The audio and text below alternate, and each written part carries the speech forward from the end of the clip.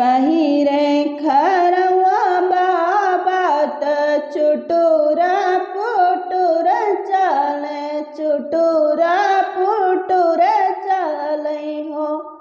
रामा मनहि में करहि विचार मनहि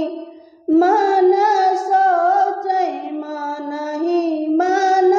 सोचै हो रामा मनहि में करहि विचार मनहि मन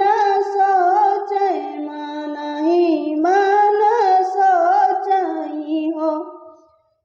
केन मोरे लकड़ी लई है त हवनी करई है त हवनी करई है हो रामा के होई है कुल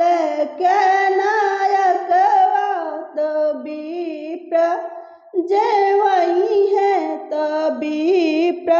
जेवई है हो रामा के होई है कुल के नायक बात विप्र जेवई है त विप्र जेवई है हो इतनी बचानी सुन पुतवा त हाथ जोड़िया रज करे हाथ जोड़िया रज करे हो बाबा हम तोरी लकड़ी लायऊ बेत हवनी करऊ बेत हवनी करऊ बई हो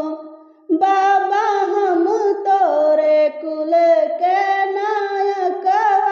तो विप्र जेवऊ बेत विप्र जेवऊ बई हो बाबा हम होबे कुल के नायक तो विप्र जेवऊ बेत विप्र जेवऊ बई हो किन मोरे सगरा खोदई है तो घाट बांधई है तो घाट बांधई है हो रामा के होई है कुल के नायक गौवन करी है सेवा गौवन करी है सेवा हो रामा के होई है कुल के नायक गौवन करी है सेवा तो गौवन करी है सेवा न हो हम तोरे सगरा खोदऊ बेत घाट बांधऊ बेत घाट बांधऊ बई हो बाबा हम होबे कुल के नायक गौवन करबै सेवा गौवन करबै सेवा न हो केना मोरे बगिया लगई है त फूलवा सिंचई है त फूलवा सिंचई है हो रामा के होई है कुल के नायक तो धर्म निबही है तो धर्म निबही है हो